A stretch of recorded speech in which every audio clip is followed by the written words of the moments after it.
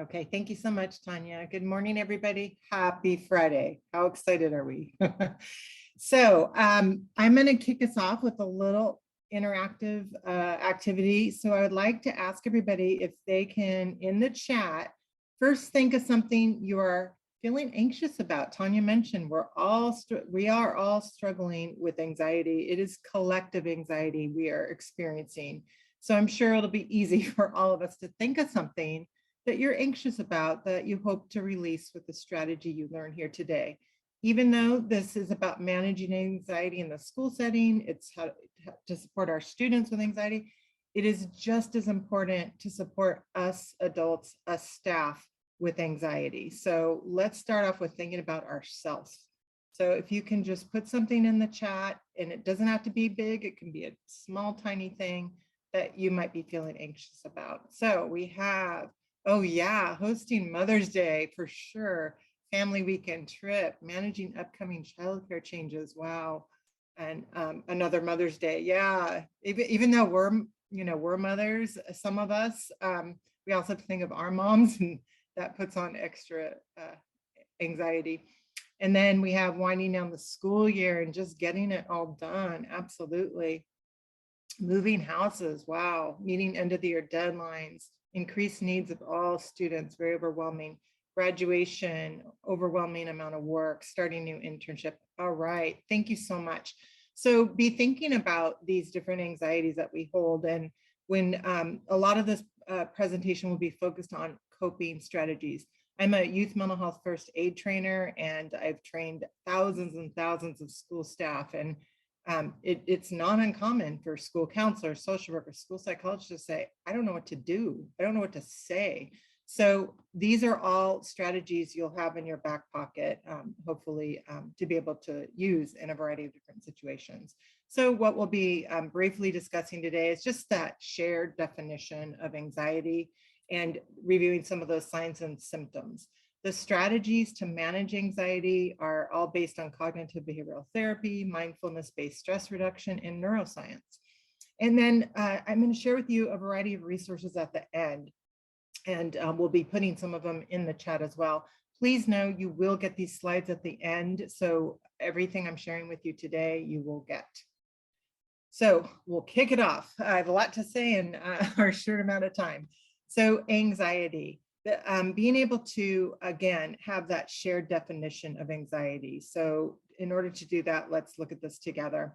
A feeling of worry, nervousness, or unease, typically about an imminent event or something with an uncertain outcome. And so what anxiety really is the body's reaction to perceived danger or important events. Anxiety is not dangerous. Anxiety is adaptive, and it's just a part of life. As we all saw in the beginning, we all are experiencing some sort of anxiety. Society's kind of put a negative label on anxiety, and it's really important for us to be able to know and make sure our students know that anxiety serves a role. It helps keeps us safe. It helps keep us healthy. It motivates us to solve everyday problems, and it serves as a protective mechanism. For example, COVID.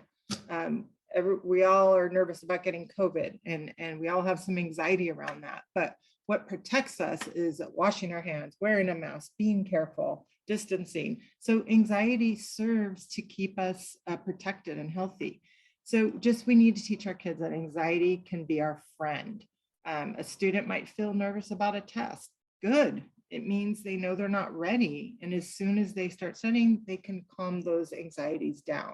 So just really want to be clear about anxiety is not all bad. There is good with anxiety. And then we always like to share a term around racial anxiety, the fear of being judged based on an individual's race when interacting with peoples of other races. White people fear assumptions of being racist, while people of color fear being the victim of discriminatory behavior and violence. So racial anxiety can influence behaviors and judgments in ways that contribute to significant and unwarranted racial disparities, even in the absence of both conscious and implicit racial bias. So when we take this, in addition to implicit racial bias, racial anxiety, all that can just aggravate interracial dynamics in ways that create significant anxiety. So being aware of that term. And then this is a term we like to share to really have, again, that shared understanding of, how do I know? Is it a mental health disorder or is it just typical adolescent development? I have 2 teenagers and sometimes it is hard to know, but this is what I always go back to. A mental disorder or mental illness is first, it's a diagnosable illness. So that's critical. And it affects a person's thinking, emotional state, and behavior. But what distinguishes a mental disorder with typical adolescent development is it's going to disrupt the person's ability to do these 3 things: work or attend school, carry out daily activities, engage in satisfying relationships. So I like to call these the 4 L's: live, laugh, love, and learn. If it impacts your ability to live, laugh, love, and learn on a regular basis, then yeah, we want to take a much closer look. So a mental health disorder is going to be more severe, more persistent. And if we don't treat it, it will continue to cause pain and distress in one's life. And that's what I love about the field I'm in, doing trainings like this, youth mental health first aid, because what we know is that if we can intervene early, we can prevent a mental health disorder from moving along the continuum from being unwell to a full mental health disorder. So some clinical experts say that it's essentially a learning disability because it inhibits your ability to learn. So we know that with anxiety, the median age of onset for anxiety disorders is 6 years old. So when we do trainings, we heard all the time, but I see this with my kindergartners and so forth. Absolutely. So it can come from learned behavior because an anxious mother is going to create an anxious child. An anxious teacher is going to create an anxious classroom. It can be passed on from that learned behavior or from genetics. So moving into facts and stats, just to give some quick ones. I know Tanya gave a couple. So we're really, kind of all hoping that as life returns to something like normal, that our students will rebound. But anxiety in adolescents and children, it was already on the rise before the pandemic. And, there's so much research and we try to stay really current on it. It's really interesting, but, they're all asking why? And is it social media? Is it the pandemic? And so it's not one thing, it is so many things. But what we do know is that experts do cite that increased pressure to succeed in school, a world that feels scarier, and the toll that social media can take on self-esteem are all part of the impacts of the increase in anxiety and mental health disorders. So anxiety is the most prevalent mental health disorder in childhood and adolescence. It affects 1 in 3 youth by age of 18, and approximately 32% of youth ages 13 to 18 have an anxiety disorder. 8% of those have it severely impacted. So it will impact those, the live, laugh, love, and learn on a daily basis. So interestingly, we know that the pandemic has caused an increase in anxiety, depression, and so forth. Between 2016 and 2020, children ages 3 to 17 who were diagnosed with anxiety, it grew by 29%, and those with depression by 27%. So, the pandemic has really exacerbated the need for youth mental health services. And what we do know is anxiety disorders are it is one of the easiest mental health disorder to treat effectively. So again, the strategies I share today will be helpful for that. So anxiety and depression, they're often co-occurring. 50% of youth that have an anxiety disorder also have another mental health disorder. So we see that comorbidity. It's most often depression. So anxiety and depression frequently co-occur, and often one will increase the risk of the other over time. And so you can see here the different signs and symptoms we see for depression, anxiety, but in the middle are shared signs and symptoms of both. So just might be helpful to see what that might look like when they intersect. And, it's common in teenagers to find that they're depressed as well as anxious. And this is in part because an anxious lifestyle can be so distressing or so limiting that it leads to depression. And that link between anxiety and depression, anxiety really undermines the well-being. So if you can't trust yourself, you can't trust you're going to make good decisions, and then you live defensively, then you're especially at risk for depression. So being aware that those can coincide. One thing I want to call out is that when our students have depression alongside social anxiety, it's strongly associated with suicidal ideation and attempts. So just remember that. So social media and anxiety. So there's a lot of research being done on social media and mental health disorders. And, there's all kinds of stuff out there, but one thing all the researchers can agree on is social media is directly connected to mental health problems with girls. And thinking about that higher emotional investment in social media, having that strongly correlated with those higher levels of anxiety.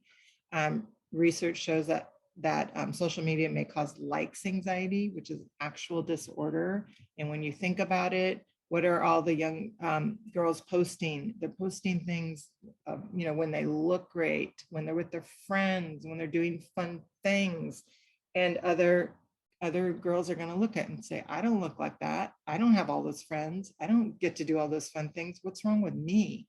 So it has that direct connection to self-perception, self-esteem, also the FOMO, the fear of missing out. So just that pressure to be available 24/7 can cause anxiety, depression, poor quality and sleep patterns. And so one thing I like to model with my kids, I have a 12 and a 15-year-old, is I always have my phone off. I just do. I never will have, I'll never have it on. And it's modeling to them like, you're first, this is second. So sometimes they'll say like, Mom, you have a text. I'm like, it's okay, I'll get to it. But just, we got to model that, we're so reactive with our phones, and, just modeling that mindfulness and being present in that moment is important. All right, so what are some signs and symptoms? So there are many facets of anxiety, and we break them down by physical, cognitive, and behavioral.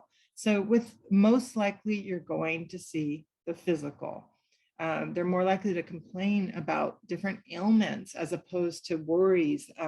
That's one reason that anxiety disorders are often referred to as invisible disorders, because they're kind of hard to detect. So often we'll have these physical ailments, right? So I always use my son as an example, with his permission, of course, because before COVID hit, he kind of just overcame being able to sleep in his room with the lights off and alone as well. And when COVID hit, he regressed, and he would come to me before bed and be like, Mom, my stomach hurts. Mom, I feel like I'm going to throw up. And it was always this constant, I feel sick at nighttime. And finally, I put it together and figured it out. And then he actually sometimes did throw up. And I put it together and I thought, okay. And so realizing that was his symptoms, those physical. So when I do this training for nurses, school nurses, I always say, track the visits to the nurse's office and look for patterns and send them back with a coping strategy. So often anxiety will be from a specific situation. So maybe it's during math class every day. They tend to go to the nurse's office. So be looking at that. Cognitive, all of these things, exaggerated worry, but it might not seem like it's real but it's real to them. Hard to focus in school because they're so worried they can't have fun or relax. They might miss many days of school because they feel sick, afraid, or tired. So all of those cognitive things. And then behavioral. If we address a behavioral issue that is really a sign or symptom of anxiety, it's not going to be effective. We need to give students coping strategies, self-regulation, being able to manage those different kinds of feelings. I'm a carpool mom. I take 4 kids to school every day. One of them is my daughter's best friend, and She has a severe anxiety disorder, and I've been doing this since elementary school, so I have really become intimate with her severe anxiety disorder because she's gone on family vacations with us, and I have a lot of history with her.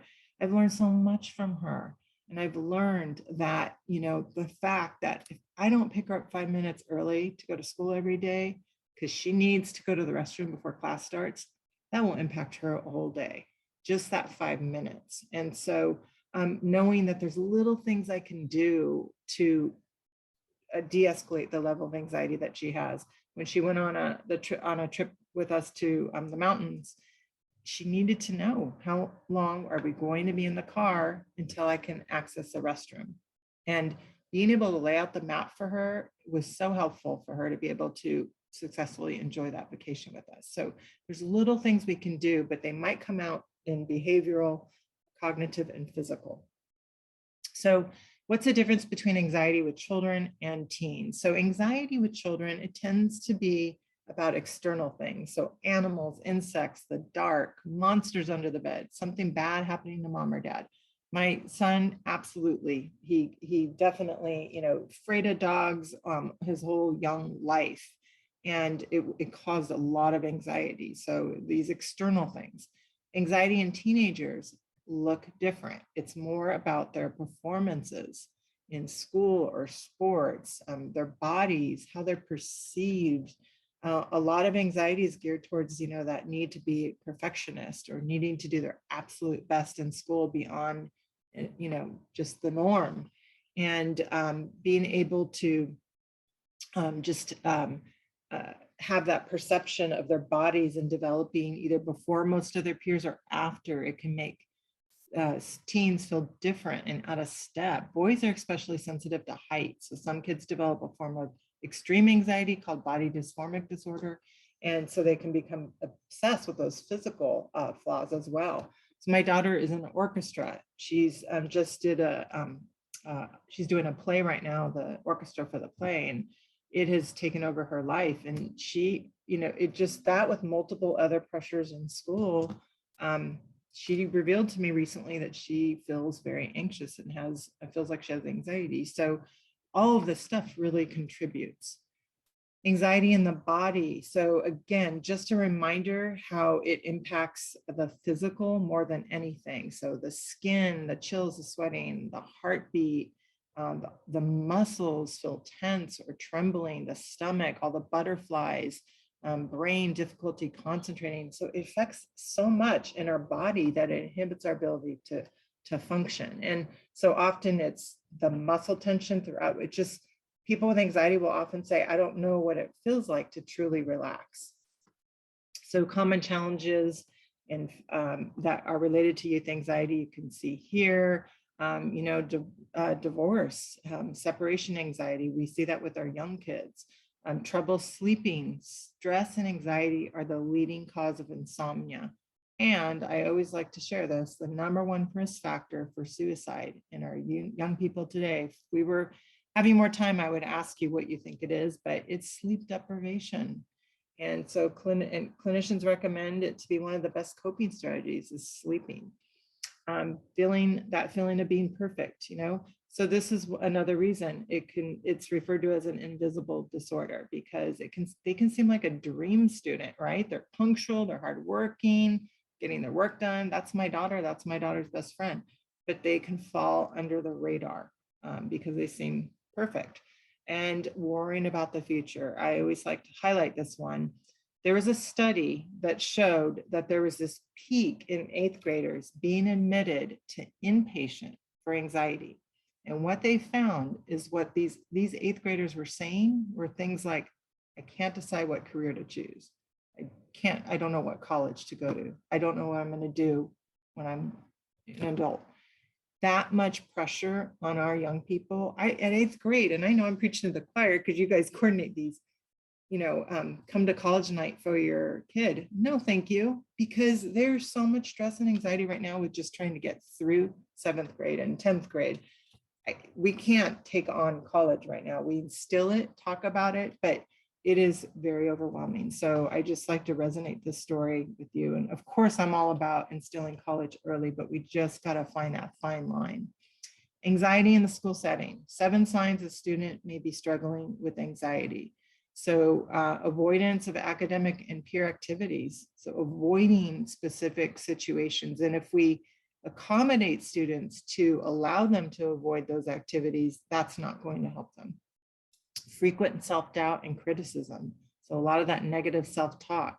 Seeking constant reassurance from the teacher. So maybe they're the ones constantly asking questions. Late or incomplete assignments, physical and verbal hyperactivity, difficulty transitioning between school and home, and then poor concentration. So that, transitioning between school and home, my example of my daughter's best friend, that, that 5-minute early thing is a good example. Or she goes on a field trip. When she was younger, she would not be able to sleep because she told me she would just ruminate all night about being on that bus and not knowing when she'll be able to access a bathroom. So, it can be confusing and complicated to figure out if a student, if they're anxious or not, because anxiety tends to come and go. So how do we know? Is it everyday anxiety, or is it just, is it stuff we all are experiencing, or is it something more serious like an anxiety disorder? So on the left, everyday anxiety, a normal reaction to stress, right? But anxiety disorder, it will often just come out of nowhere. It's triggered by a stressor, but with the disorder, it's ongoing and lasts weeks or months. So it's more persistent, as I was saying earlier. It has a start and an ending point, right? So a lot of us are anxious about Mother's Day. It's going to go away after Sunday, but a disorder will interfere with that, the live, laugh, love, and learn. It can be helpful or motivational. And with a disorder, it has an intense emotional response. So some of the strategies I'll be sharing with you today are how to be able to have that reactive, intense emotional response tapered down. Being able to control your worrying. We can do that, but sometimes your worrying is uncontrollable with a disorder. And then it lessens or disappears when we're away from that stressful situation. And then with a disorder, we're going to see more of those physical symptoms. So anxiety at any age, it's characterized by high levels of distress and fear and avoidance in fearing situations or objects, and just really that never being able to really feel like you can truly relax. All right, so we're going to get into some helpful strategies. And again, I talked about where these come from. Our team, our mental wellness and school culture team have vetted these. We practice them regularly. We would not stand up or sit down and present these to you if we didn't walk the talk and practice them ourselves. So they are our go-to strategies. And just remembering that the idea if a student starts to feel anxious, you have these strategies that you can be able to offer up immediately to them in your back pocket, and use it right there, and it will lower their dial down that level of anxiety. So I love this quote: the treatment for anxiety isn't to make the fear go away, it's to manage the fear and tolerate uncertainty. So, all these emotions that we carry as adults, they leak, and we don't want to encourage trying to suppress them. We have to go through it to get on the other side of it effectively. So much of these strategies you will soon see are really about social emotional learning. So the first one, name it to tame it. And some of you might have heard Dr. Ernie Mendez. We used to do his trainings all the time, but this is one of our favorites. And, and also our other favorite person is Dr. Brene Brown, a sociologist, and she talks a lot about this. And, us adults, we have, our vocabulary is very limited. And our 3 go-tos that we tend to use are mad, sad, and glad. That's it. And here we have, look at these: comfortable emotions, we can tap into. If someone says, how are you? We say, fine, good, okay. But look at this wheel. I mean, we are excited. I'm feeling tolerant. I'm feeling loved. There are so many words we do not tap into to identify how we are feeling. And whether they're uncomfortable or comfortable, we can tap into these. So we adults don't tend to have the tools to express emotions. And so we are the biggest role models for our kids, and being able to role model identifying our emotions. So first we need to name it so we can tame it. And I always like to use the example of going out to on a school crisis where a student died by suicide. And I was working with a group of middle school girls that day, and they said, we don't know what to feel. We don't know. You adults, you know, but we don't know. And so as soon as I was able to grab a visual, identifying different feelings, and they were like, oh yeah, I'm feeling that and that and that. And yeah, you're feeling all kinds of things. Us adults do too. And not until they were able to identify all these different emotions they were feeling that day, were they then able to take on the coping strategies. So first, identifying the feelings, and then providing the strategies. So we call this name it to tame it. These wheels are fantastic. We in our office, when we were in our office, we have these printed in our offices to just have them visually as a go-to. All right, this is called SOS, the strategy, stop negative self-talk. So what we know is that inflexible thinking contributes to excessive anxiety and depression. It's the inflexibility of our thoughts that fuel anxiety. So our first step is to know when you fall into those, thinking traps. So stop negative self-talk. We start with the S, stop. When you have a negative thought, stop, give yourself a moment to address the thought. Observe, you're reflecting on what you're saying. Think about where your thoughts are coming from. And so it's kind of hitting a pause button, stepping back instead of reacting. And then shift. We want to replace the thought with something positive. So shifting our thinking. And so we can repeat this every time we have a recurring negative thought and just say SOS and it's helpful to have these backup positive thoughts that we can defer to. So the power of positive self-talk, we know the research shows it boosts spirits, it raises confidence, and it helps us move forward. So it can help us work through challenges, being able to just think about how it can flip our thinking, right? Try something different. Cope with stress. It improves our attitudes and encourages motivation. It helps work through challenges and promotes self-love, which I love. So being able to just understand there's so much science and positive outcomes when we practice positive self-talk. So I'll give you some examples. So this is one that's a go-to in our team, and these are also posted in our offices. And we did a lot of work with Elena Aguilar, who wrote the book Onward, Cultivating Emotional Resilience for Educators. And this is a simple meditative phrase to repeat at any time you feel anxious or unsettled, or when you just find yourself worrying about the future or ruminating over the past. And we stop and just say, right here, right now, everything is okay. Because about 98% of the time it is. It's true. This phrase can reground you in the present moment, and just focusing on that word okay. It's fine for life to be okay a lot of the time. And remembering that this phrase is really showing us how we want to be able to do that. Have this, on your whiteboard, your screensaver, put it on a Post-it. It could be an alarm on your phone, whatever. But it's the easiest, quickest, and most effective practice to have these meditative phrases right there at your fingertip, because I use this all the time. Because, if we're all stressed about Mother's Day and, we got to get through today, Friday, what am I going to do for my mom? And stop. Because right here, right now, everything is okay. We put so much energy into worrying about things when we don't need to. And so with, I always use the example of COVID tests, right? So, we've all done millions of them. Our kids have done them constantly. And back when it was a scarier thing, I remember, someone would visit and they leave and you get a text a day later, I got COVID, and you're like, oh God. And, we are just worrying for the test results to come back.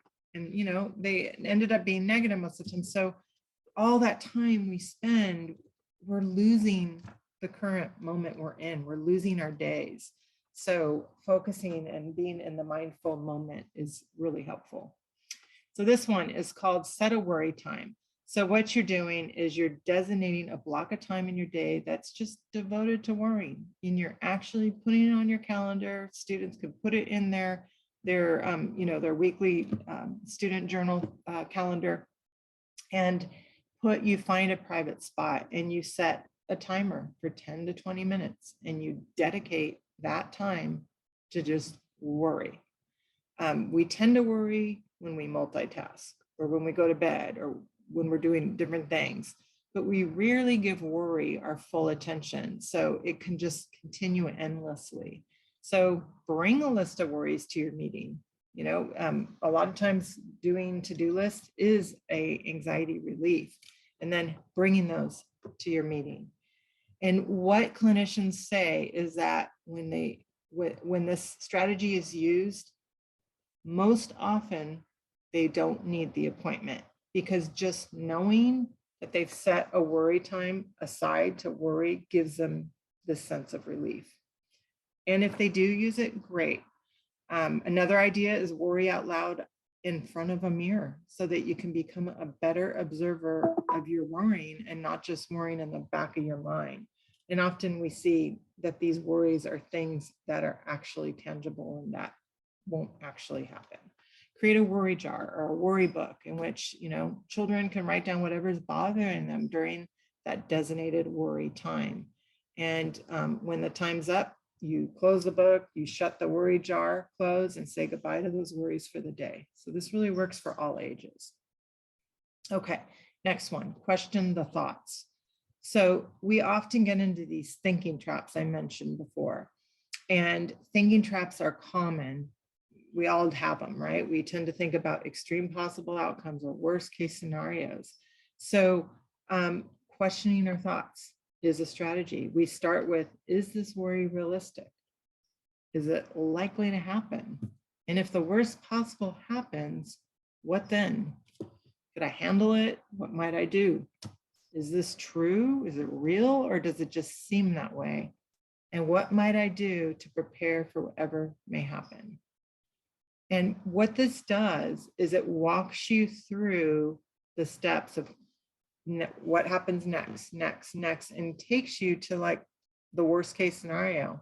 And being able to walk through this in your mind, figure this out, and kind of have an idea of, okay, probably won't happen, but if it does, this is how I'm going to address it.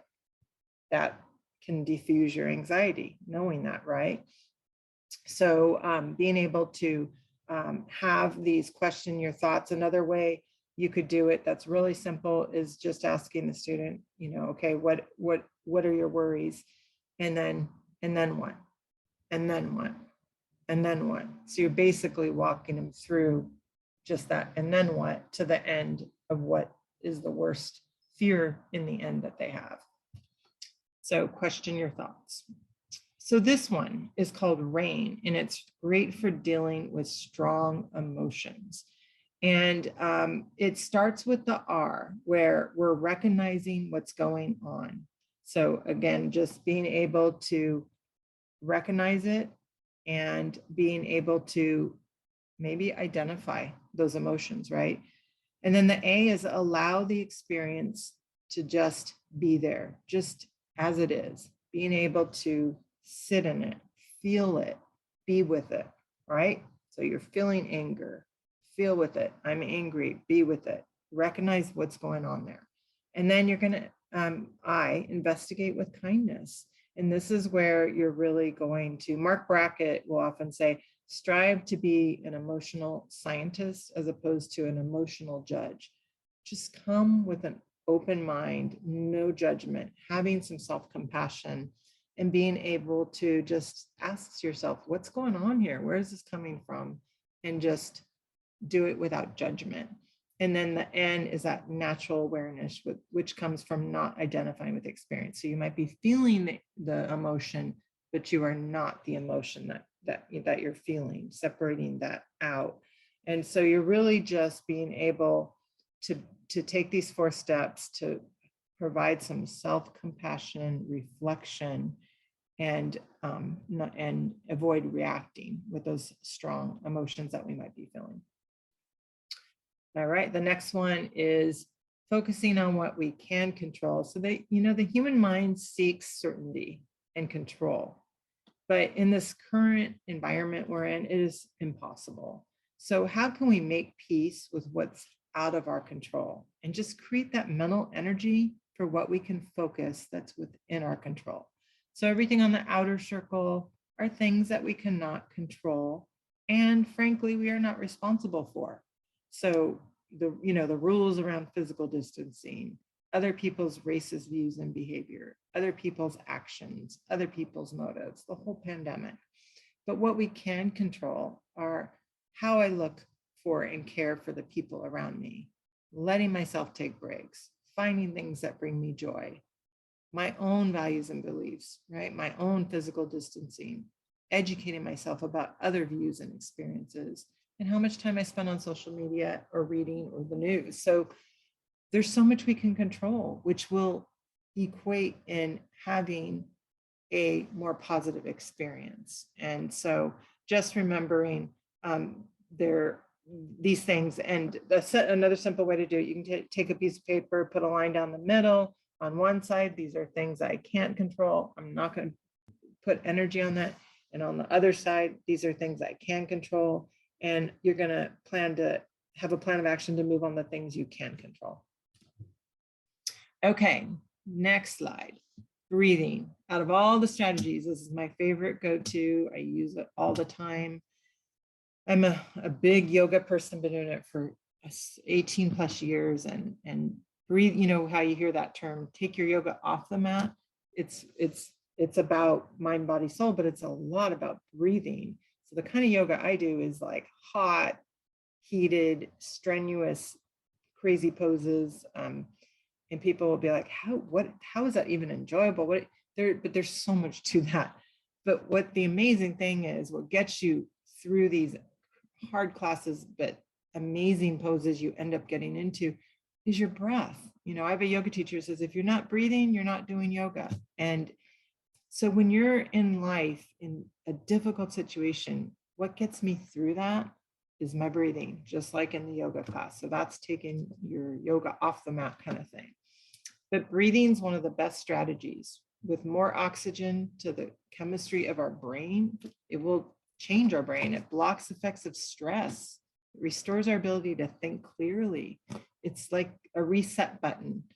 And it's the fastest way to shift intense emotions because you're shifting your experience. So breathing, it's something that you can share with your students. So we're halfway through or more, but let's just take a quick break. And I invite you to do 2 rounds with me using the visual. So if we can have both our feet on the floor, and we'll do 2 rounds of breathing following the visual. So let's take a breath in and out. One more round, breathing in and breathing out. Hopefully that felt as good to you as it does to me. So I like using visuals. There are so many different to use. Every training I use a different visual, but this one, it can show students how when we're stressed and we're anxious, we tend to take short breaths, quick breaths. That's not good for us. It's not good for our brain. It's not good for our body or our stress. Our ability to take these deep breaths in and out, the visual can show how we can take so much more in and release so much more out. And that's where it becomes a relaxing activity. So just remembering it's free. You can use it 24/7. It's easy to do. It's a way for us to check in with ourselves, with our students, and calm ourselves down. And for the younger kids, we can take a rose and a candle and we can breathe in the rose and we can blow out the candle. So there's so many different ones to tap into. Okay, so student generated solutions, focusing on what they already know. Our students already probably have some strategies that they've used before. I always like to ask students, what have you felt this way before? If so, what did you do then to overcome it? And tapping into what strategies they already have. So with my daughter's best friend, she uses positive self-talk. She says this anxiety will not last. She's got her go-to, right?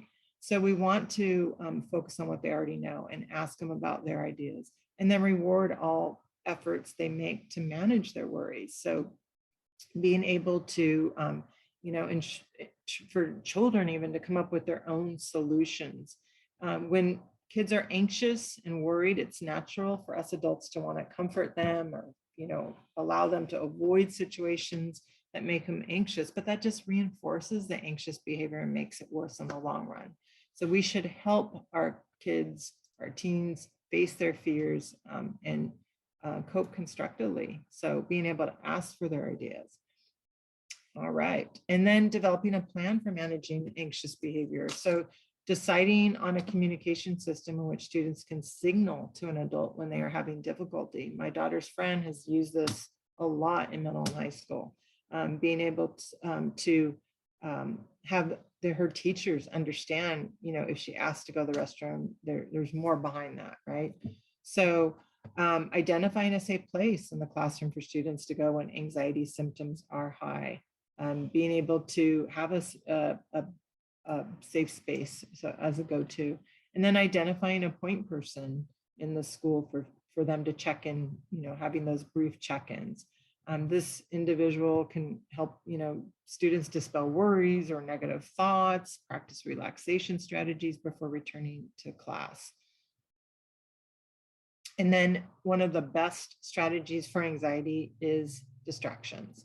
So how can we distract? When we're feeling anxious, we can often, get stuck in those thoughts and worries and emotions, but finding ways to distract can be a way to disrupt those patterns and focus on more positive things. So every time, I have to do a COVID test for my son, which feels like it's every week, that 15 minutes of waiting, I don't sit there and ruminate. I get busy and distract myself. And then I often forget, oh yeah, and I'll look over. So same with our students. So these are just different examples, suggestions we can offer up to our students to think of ways that they can just distract themselves. And then progressive muscle relaxation is really a great strategy to be able to offer up to students. They say this tends to be even more helpful for boys, but I think it's helpful for all. So being able to just identify muscle groups. So I mentioned earlier, physical sensations, that often ends up being muscle tension. There's so much muscle tension, we don't know what it's like to truly relax. So let's just, take our right hand for a minute. And if you can all do this with me, if you feel comfortable too. So we're just going to focus on our right hand, and we're going to take a breath and exhale. And now we're going to clench a fist and imagine you're holding a lemon and you're just squeezing out all the juice, and just hold really tight, tighter, hold, tight. Feel the intense all the way up your arm even. And now we're gonna let go and release. Feel the tension flow out of your hand like water out of a faucet.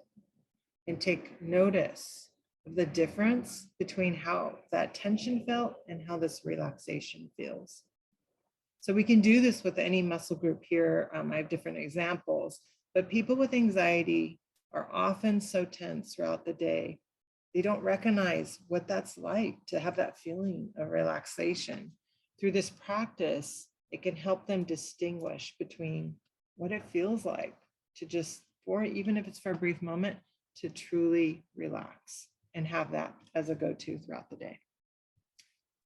All right, so these thinking traps, I've categorized them. So we can practice how to identify these thinking traps and learn to think more helpfully. So being able to identify these thinking traps is a first start. So first, all or nothing. So whatever trap you tend to fall into, or your students fall into, all or nothing. It's really where we're only seeing possible outcomes as extreme. And in reality, they're usually somewhere in the middle. Catastrophizing.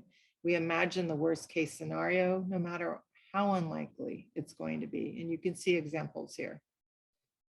Overgeneralizing. It's making these sweeping judgments about ourselves or others based on like only one or two experiences. So we often will hear the words that always, this always happens, or it's never going to be like this, or never happens. So those extreme words.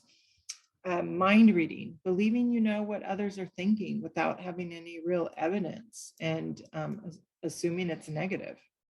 And then negative filter is really just only focusing on the negative.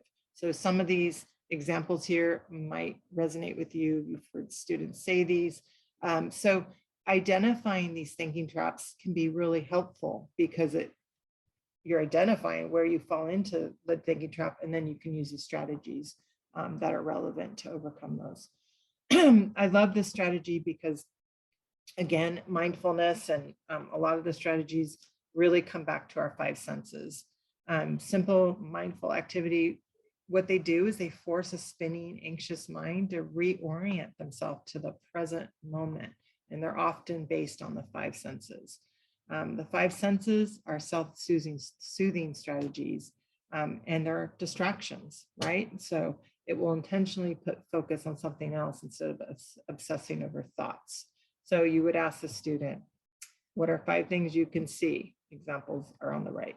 4 things you can feel, 3 things you can hear, 2 things you can smell, and 1 thing you can taste. And walking them through that, this is helpful in managing those overwhelming or intense emotions. Anxiety reducing strategies for schools, so allowing fewer transitions and more downtime or free periods. So developing just healthier school environments that promote well-being and reduce stress levels. So we know the toll of stress on students and their mental and physical well-being impacts their ability to learn. So allowing fewer transitions and downtimes, these are examples of things we can maybe do.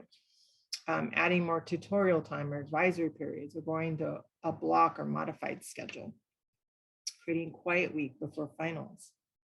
Developing a staggered exam schedule.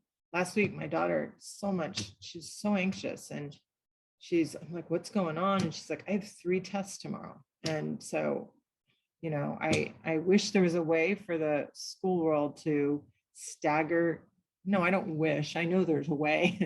And I know you're all overwhelmed and super busy, but there's a way to stagger those exams to be more mindful with our students. And then move exams before holiday breaks. You know, I can't tell you how many holidays my daughter spends in a room studying, and it's like she doesn't have enough downtime. So finding ways to make these modifications, you know, and in the end, you know, they're what our students need, and not just anxious students, but all students, are predictability, clear expectations, adults modeling calming behaviors. Okay, so I have a few minutes, so probably won't do this pleasurable activity. I wish we could, but I want to go over the resources. So great resources here. The first one is Mindshift. It is a free app. It is, you know, Canada is ahead of us with youth anxiety. This was comes from anxietybc.org from Canada. And it's a free app that students can have on their phone, adults can have on their phone. And just a lot of the basics I've shared with you today are there. You can put in a situation that you avoid or you're feeling anxious about, and it breaks it down step by step how to overcome it. You can check in with yourself. Where are you at with your anxiety day to day, with strategies that align with that? Thinking right, so positive self-talk, having go-tos, whether they're affirmations or you know, things that they can defer to. chill out tools, being able to just chill out, decompress, have that downtime, active steps to take around specific anxiety, and then inspirational quotes about anxiety. So this is a great one. Now, many of you maybe have seen this. We're going to share this with you in the chat, but this is our team guide to mental health and wellness. Our team creates this every school year. We try to stay on top of what the cutting edge tools and resources are out there. We do this with high school students. So this is with Youth Voice. The first page is with hotlines, warm lines, different specialized lines, text lines that youth can have. And we just want every middle and high school student in our state to have this at their fingertips. CDE spreads this. We share this with CDE. We present with them. So it's really been a statewide tool. The 5 wellness tips, students are like, if you're going to give us wellness tips, give us a quick strategy how to do it. So you can see some of these have a video, an article, how to do these tips. The personalized mental health supports are great. Mental Health America has a mental health self-screener. You can do an anxiety self-screening. My daughter did it, and that's how she realized where she fell in that continuum. There are youth tests, adult tests, self-screen. And then in a minute, you can see where you fall and have some resources in line with that. The culturally affirming, innovative mental health practices is Boys to Men. I'm not Boys to Men. I'm sorry. That was a group I used to run. Brother Be Well.